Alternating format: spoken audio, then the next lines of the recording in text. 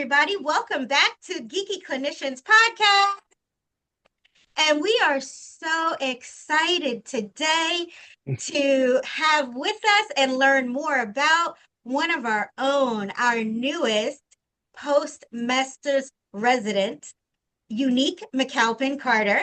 And so we're going to get to know them and learn all about their clinical journey in a second. But as always, as you know, I am Dr. Deborah Dantzler, your chief geek here. And I'm so excited for today. Let me let the other geeky clinicians introduce themselves. Hi, I'm Jacinta. Hello, everyone. I am Mona Taki, the Geeky Clinical Yogi, and I am a second year postmaster's resident. Excellent, excellent. So today we have Unique McCalpin Carter, a West Coast native. They bring a unique perspective to not only the art of counseling, but to the team of 3D psychotherapy. With joy and love of learning, the layers of counseling techniques, Unique has a great affinity towards narrative therapy, cognitive behavioral therapy, systemic therapy, existential therapy, feminist therapy, and relational cultural therapy. Oh, I can't wait to hear about more of all of that.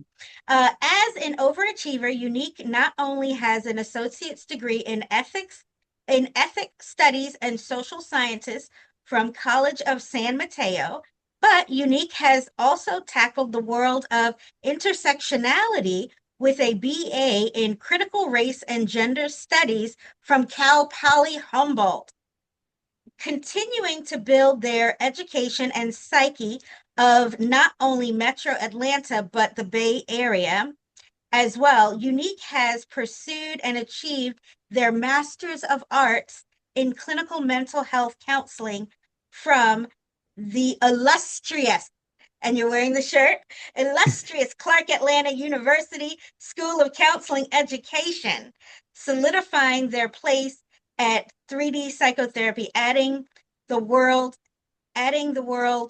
of relational cultural therapy to the team, as well as dedicated to the art of counseling.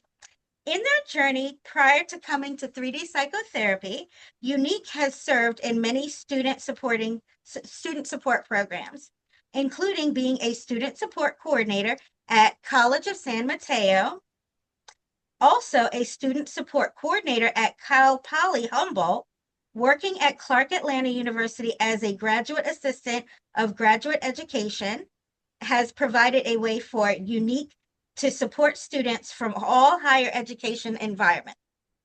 Completing internships at both Covenant House, Georgia, a nonprofit aimed at homeless youth prevention, and Atlanta Metropolitan State College, Unique is well versed in the needs of people of all ages and situations.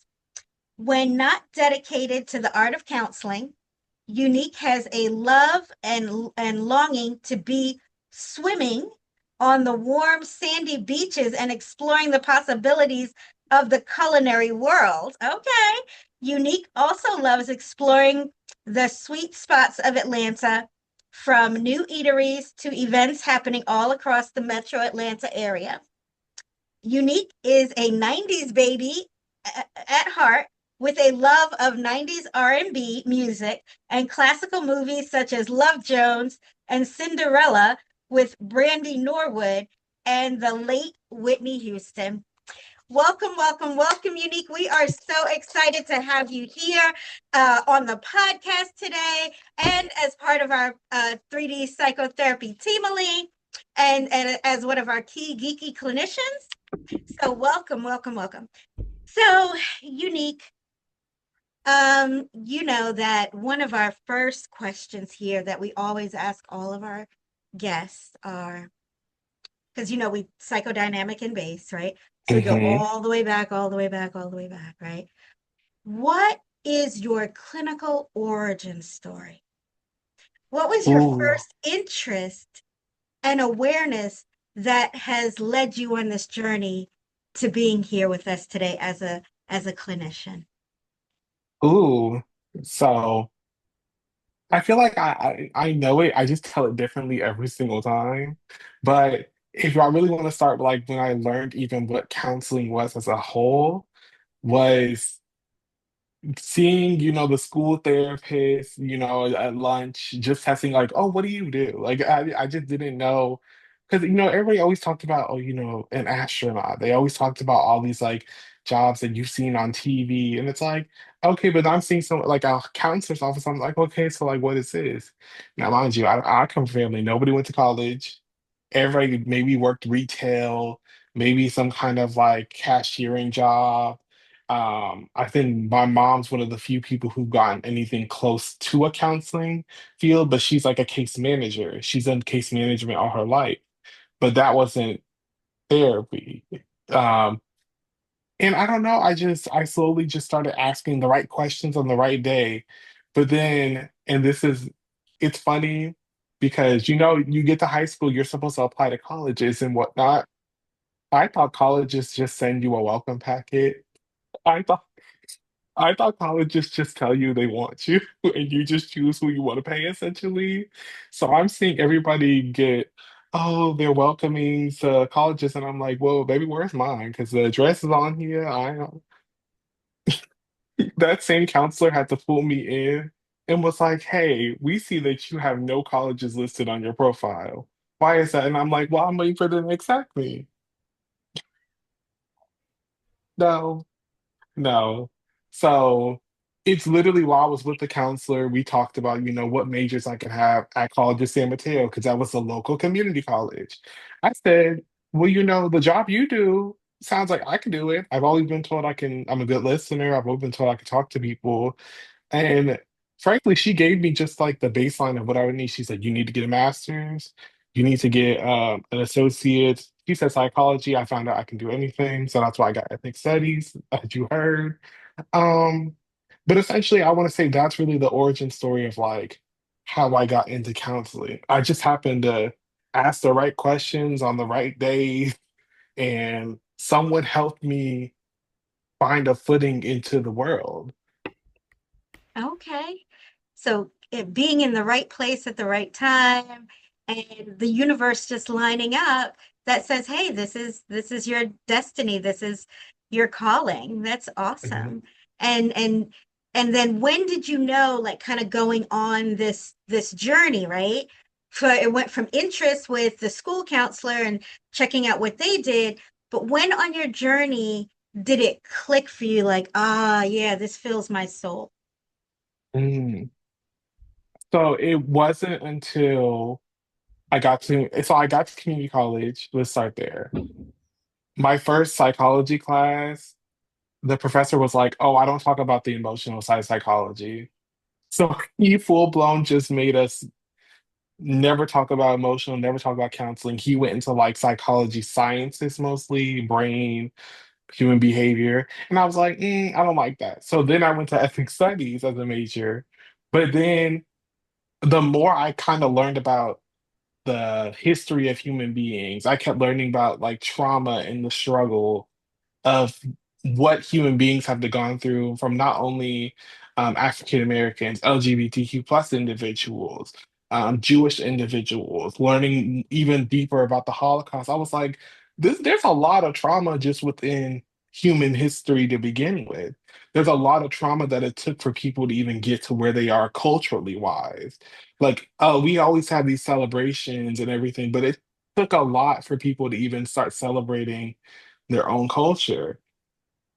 So I think the more I was like learning and going into history, I was like, well, we always talk about physical pain. We always talk about, you go to the doctor when you need surgery, bones break, you need to repair that. But then again, I'm in these classes and I'm talking and I'm thinking, well, what are we supposed to do when this isn't a physical thing? It's not like these people are going on with their lives, going on with their cultures, but it's not, nothing's being fixed mentally. I mean, sure, people are still having celebrations, they're still having this, that, the third, but like, I think of like Day of the Dead. There are still some people when they're having those Day of the Dead ceremonies. and they're bawling, they're crying, and they're mostly happy tears a lot of the time. But just hearing the stories of the impact of this relative have on this individual, and they can't heal over the fact that this person's gone. Hearing, just everything going on in people's lives, but there was never a fixing point. And I think that's how I got to the point of, oh, I know I need to be able to find a way to help people mend the mental more than just the physical. Absolutely. Questions for Unique? Um, so far from just what we've heard, I want to ask about the um, the intersection of systemic counseling or systemic therapy as it Mhm. relates to the relational and the cultural. Okay.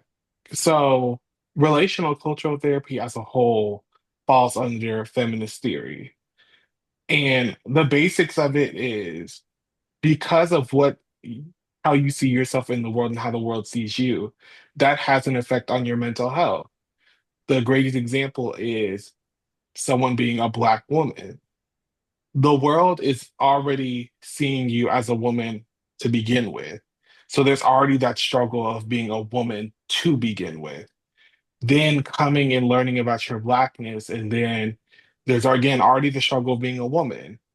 Then there comes in the struggle of being Black. How do you mentally deal with that? So it's kind of dealing, like going into therapy and talking about that, finding strategies on how to live your authentic life, but not letting the opinions of others cause you anxiety, cause you depression, cause you suicidality. It's Mm-hmm. about, it's almost a connection with like self-esteem therapy almost, but it's like being able to be you in whatever intersection that you are.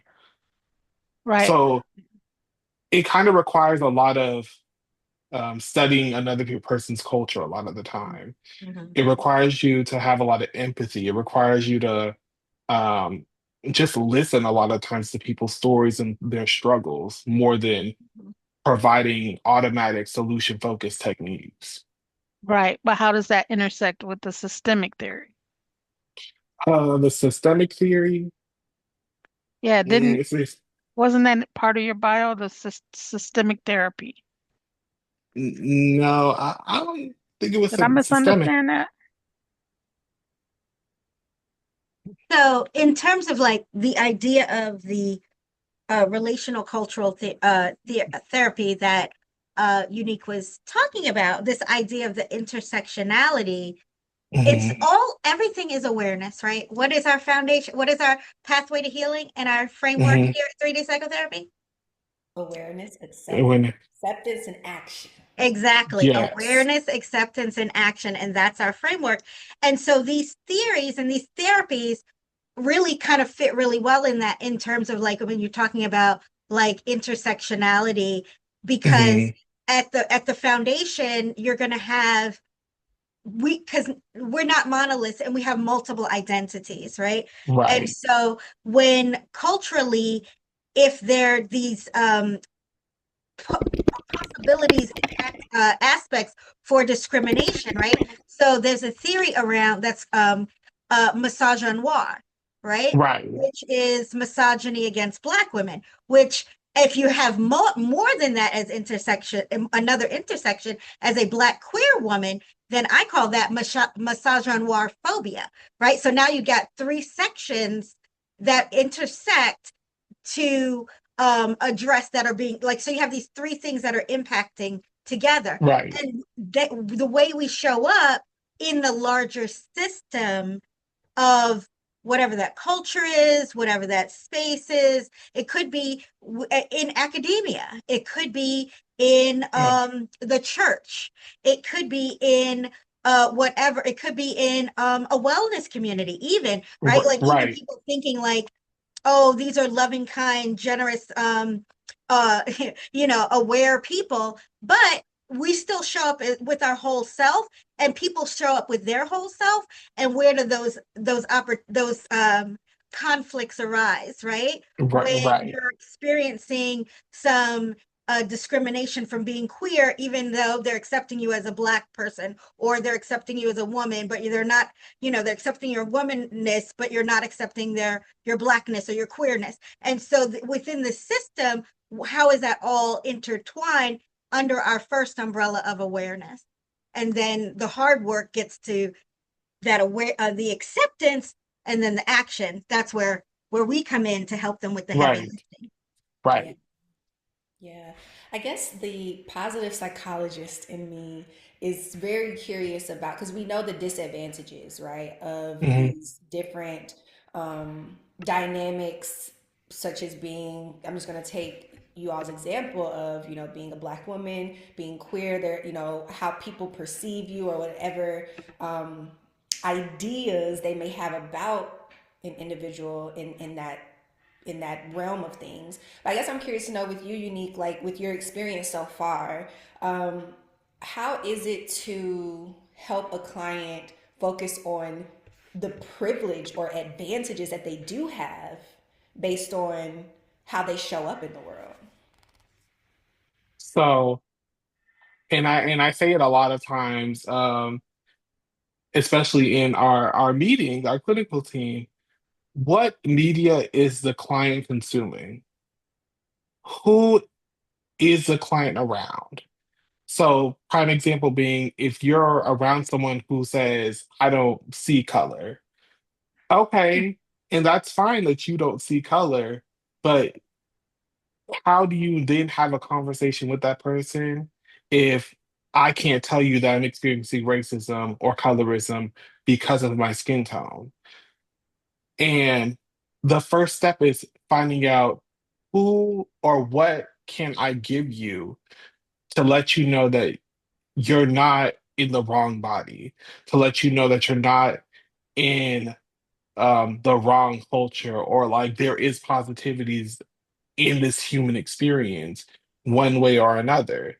Because realistically, if you're only grown up, especially as a Black individual, watching, movies about the struggle, watching movies about being in the hood and crawling out from the quote unquote bottom or the gutter, you're gonna have that inner mindset of like, Blackness is about struggling, but in a negative way.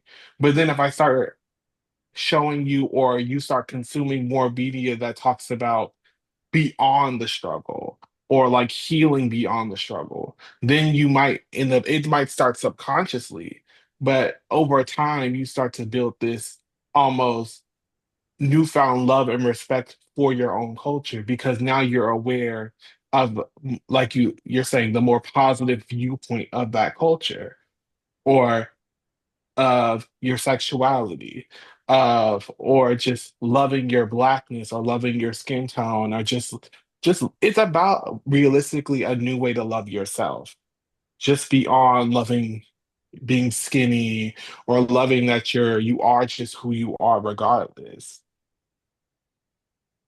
Despite the system and other things that are trying to bring you down. Right. So about self-love and self-acceptance. Hmm. Okay, excellent. Questions for Unique? What um what was the greatest lesson that you learned about from working with kids Oh, or youth? yeah. I think the greatest lesson I learned was essentially, you can be great at any time in your life. You can be great in the struggle. You can be great at the top of the mountain. It's just pushing yourself to be great. Because the stories I would hear, not even just in therapeutic settings, because I was doing more than just therapy at Covenant House. I was helping volunteer with activities. I was giving out food some days. I was helping these youth sign up for their eye doctor appointments. helping them figure out how to get a primary care facilitator. I was helping them do things that you would think their parents should have taught them or helped them figure it out, essentially. Yeah. Or, you know, some things that we would have considered just normal growing up, a lot of these youth didn't have. But they all still had these dreams and aspirations that they never gave up on.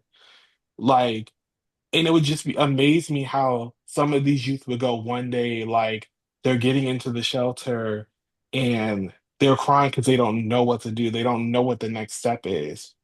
But then seeing that progress the month later of them just figuring it out. So then the next month, going back to the, oh, I remember I liked writing poetry. So, and there's like a music studio for them. So some of them are letting it all out, making music, and it's just a matter of getting back to that, their greatness, even in the times where you would think they wouldn't be or feel like they can do it. And I feel like that's a lot of things that us who are more privileged need to learn more, is that even when you don't feel the greatest, you still are in greatness. Yeah. And you can have greatness at any stage. That's a word right there. Hmm. Absolutely. Absolutely. Unique, what have been some of your biggest challenges on this clinical journey so far? And I think what were your growth points from those challenges? So I think the two-parter. first challenge, I think the first challenge was even trying to get into the field, because counseling within itself, from the perspective of mine, even trying to get into it, it's not talked about. Therapy isn't talked about really as a gateway point, even in like undergrad. So like example, I'm being told, psychology major to do counseling, this, that, the third. I'm doing it, and half the psychology teachers don't even talk about therapy as an end goal. And when I was in those spaces, they're not even talking about, you know, here are possible master programs you can apply to if that's what you want to be. A lot of times I was being told, because of my social economic status, to be geared away towards that. I was told, maybe go into engineering, maybe go into tech, maybe go into something else, because nobody had really like a foundational set awareness of what a therapist does, how much a therapist makes, um, what are the requirements to be a therapist, what are the tests you have to take. So realistically, the only way I was able to maneuver from that is finding people who did it and doing my own research.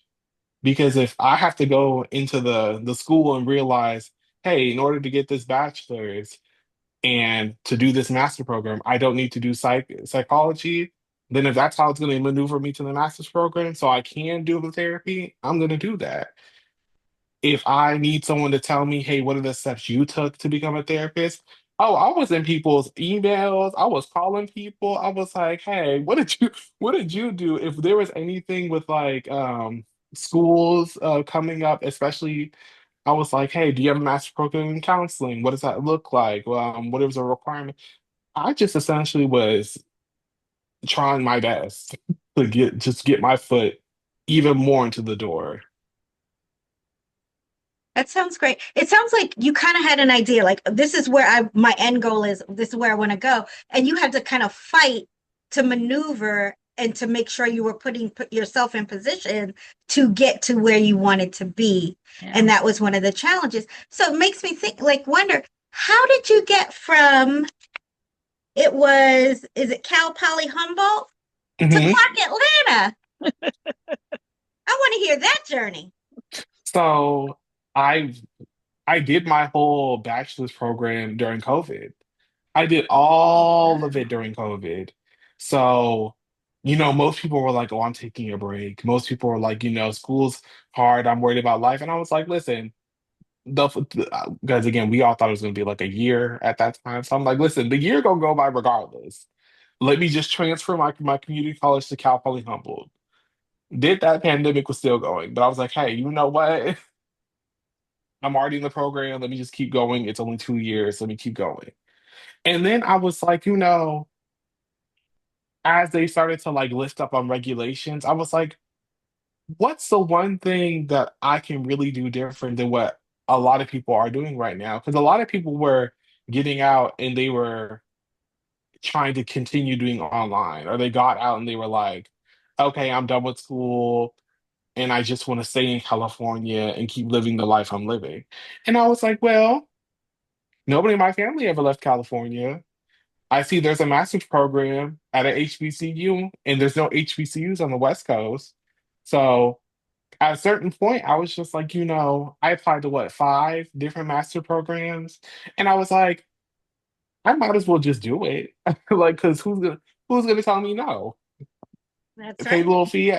I did it, and then when I got accepted, I was like, oh, I put that as like a sign from the stars, Jesus, whatever the power above is. I said, I might as well do it. So I did. Yes, yes. I put a Questions for lot you of guys? trust. I Put a like lot of that trust in the universe. determination. Yes. Yeah, I like that determination. Um, what was the difference in experiences between college in California and college in Atlanta, other than the fact of it being HBCU here? Mm, okay. So I'll say this. In California, when I was going to college, the expectancy is this program is all you need to be focused on. So there was a lot of things put into place, especially because California is well funded in their academic spaces. They had different grants and different things so that you didn't have to worry about working and going to school. You could just go to school. You got this little grant to like pay you monthly, so you didn't have to worry about bills and everything such a sort. Um, and it was nice because it didn't deter me from like, oh, I need to stop focusing on my homework and my projects to do that. But the systematic differences is almost alarming on some occasions because again, even in the counseling field, we have to do internships to graduate. We have to do these hours to graduate. And in California, they probably have like 4 or 5 grants for you to sign up for to pay you while you do them. Here, even in the public uh, schools, it's like almost crabs in a barrel mentality. Hmm.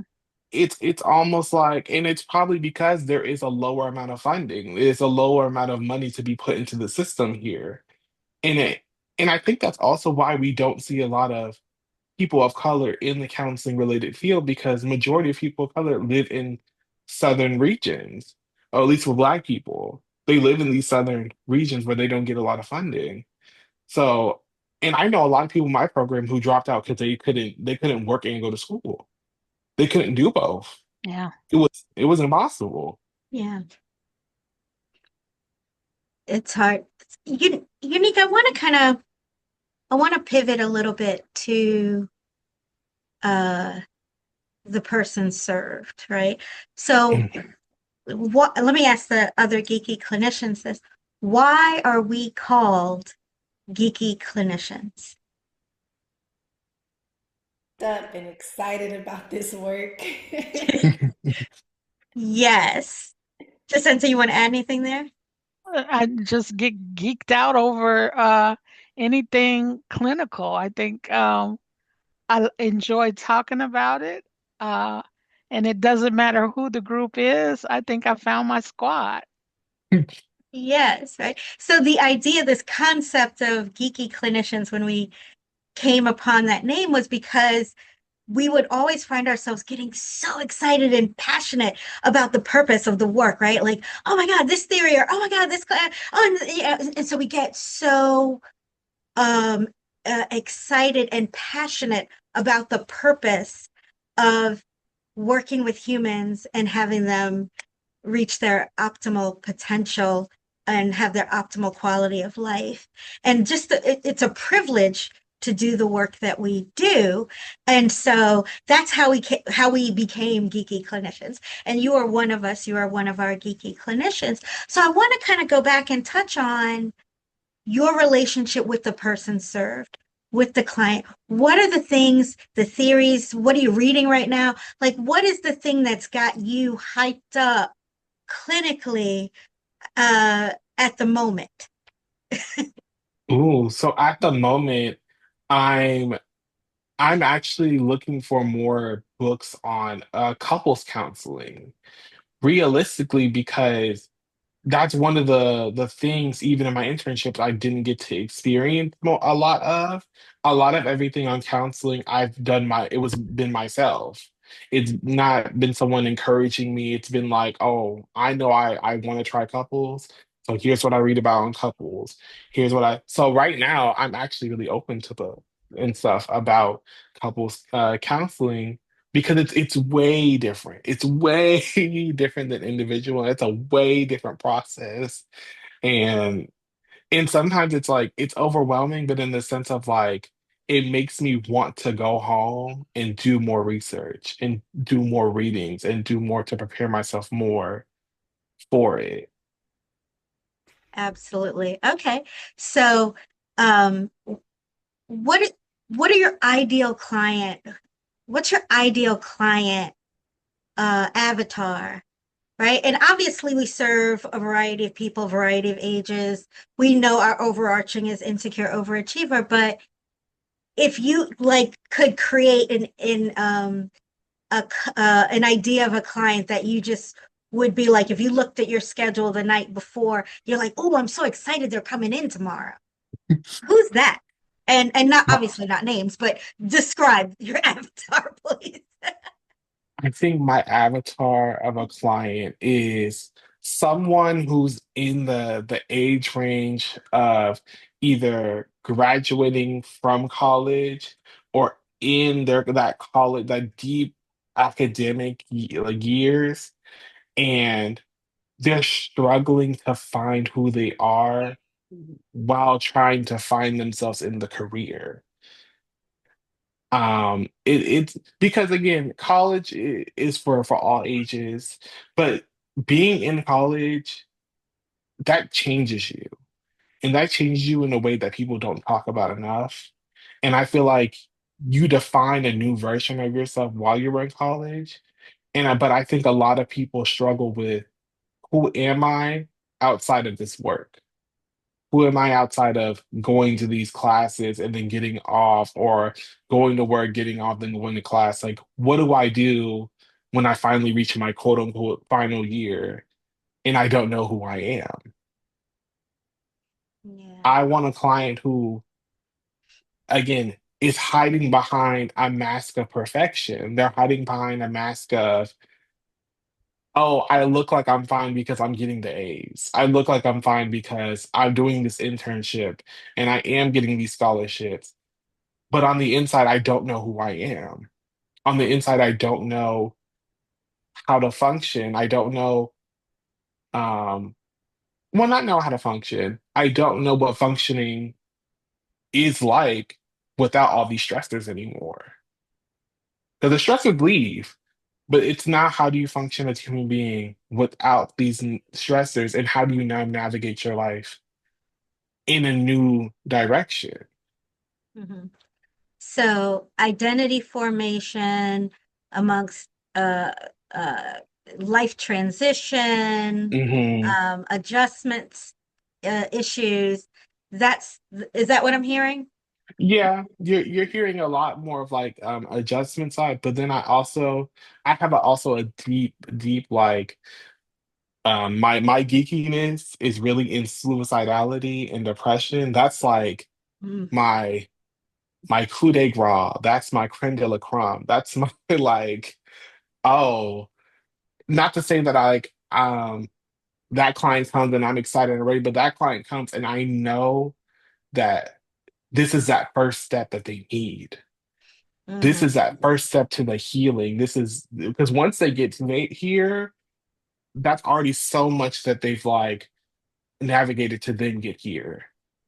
So I know they're ready, and I know they're ready to get healed, and they're ready to move forward in their life. Excellent. Questions for Unique? Um, I guess I'm curious too, like, what would you say so far in your journey? Because I know we're both very similar on these journeys, right? We're new clinicians in the field, but Hmm. so far, what has been like some wins for you on your journey? Ooh, what have been some wins? I think getting into this master branding program was like one of the biggest wins so far in my journey because it's first of all, graduating from master's program was already like a winning in itself, but being able to be in a program that also provides me a space to keep learning and to keep growing, and I'm not just fixed on okay, learning everything by myself. Because a lot of my um, fellow classmates that they're now in the field and they sometimes feel like they're alone because the only time they meet with their supervisor is maybe like once every 2 weeks. Then they have like 10 clients and they don't have like the Monday team meetings. They don't have someone who can just like, oh, I am struggling with this client. What can I do? They have to wait for that monthly supervision or the every 2 week session with their supervisor on site. And I feel like that's one of the ways I can say I'm blessed, where I'm like, I feel like just the other day I was calling Jacinta, I was just I need help with my notes. What's what's happening? Or the fact that like I'm talking sometimes to the other clinicians and I'm like, it's not even something that has to do with work. It's just the fact of like, oh yeah, we have this plan, we're doing this, oh, this is what's happening in the world. It just feels like it's not only like a team, but it's just people who understand that this is more than just a job. This is a human experience to be at this job. Yes. Unique. I'm so filled with joy right now. But like, our final question that we usually ask all of our guests, let me ask you. So, what are your best hopes? What are your best hopes for the future of our profession? Right? Because that's one of the underlying goals of the PMRP is to set you guys up to be leaders in this field, right? And like to be but I'm going down a rabbit hole. What are your best hopes for the future of our profession? One of my best hopes is even though we're leaning more into a world of technology, our profession can't be replaced by AI. Our profession cannot be replaced by a robot. I mean, there are some people who try to like, talk to Siri or talk to Google, and they're like, well, I'm feeling this, I'm feeling that. And the most they're going to tell them is, oh, well, this is a medication that there's somewhere online.